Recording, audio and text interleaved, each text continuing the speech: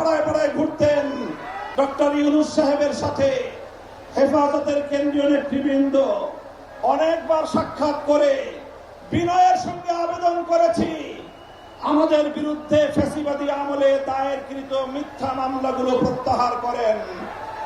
কিন্তু কেন যেন মনে হচ্ছে আমাদের সোজা আঙ্গুলে বুঝি ঘি উঠবে না।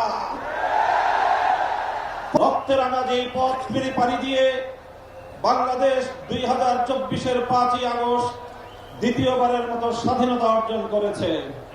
সেই স্বাধীন বাংলার মাটিতে দাঁড়িয়ে আমরা শপথে বাণী উচ্চারণ করতে চাই, রক্ত দিয়ে স্বাধীনতা এনেছি, প্রয়োজনে রক্ত দিয়ে সেই স্বাধীনতা আমরা রক্ষা করব ইনশাআল্লাহ।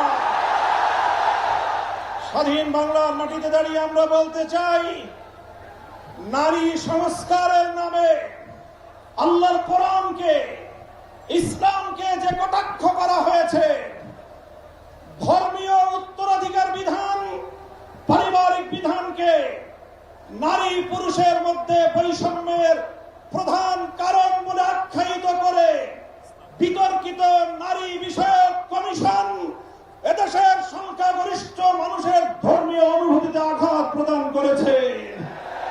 ধর্মীয় অনুভূতিতে আঘাত প্রদান করবার অপরাধে তাদের বিরুদ্ধে আমরা রাষ্ট্রের শাস্তিমূলক ব্যবস্থা দেখতে চাই।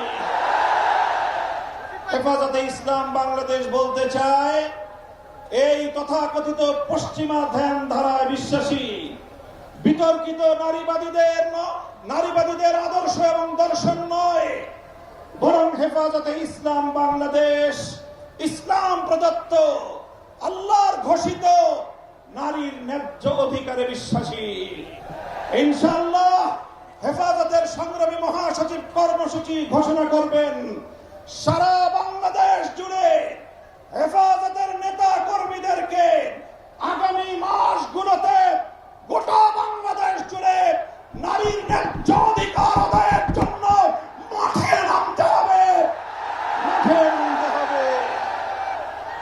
আমরা পরিষ্কার ভাষায় বলি, বাংলাদেশের স্বাধীনতার 53 বছরের মাথায় এসে সংবিধান সহ রাষ্ট্রের ব্যাপক সংস্কার কার্যক্রম শুরু হয়েছে।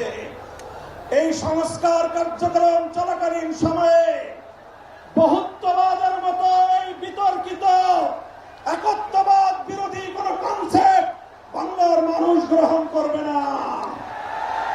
আমরা সংবিধানে আল্লাহর উপর অবিচল আস্থা এবং বিশ্বাসকে পুনর্বহালের দাবি করেছি।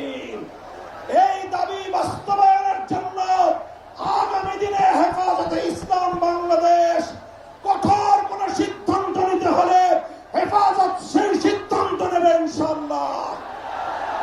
আমরা পরিষ্কার ভাষায় বলি, ডক্টর ইউনূস সাহেবের সাথে হেফাজতের কেন্দ্রীয় নেতৃবৃন্দ অনেকবার সাক্ষাৎ করে বিনয়ের সঙ্গে আবেদন করেছি আমাদের বিরুদ্ধে ফ্যাসিবাদী আমলে দায়েরকৃত মিথ্যা মামলাগুলো প্রত্যাহার করেন। কিন্তু কেন যেন মনে হচ্ছে আমাদের সোজা আঙ্গুলে বুঝি ঘি উঠবে না। প্রফেসর ডক্টর ইউনূস সাহেব, আপনি কি সে কথা ভুলে গিয়েছেন?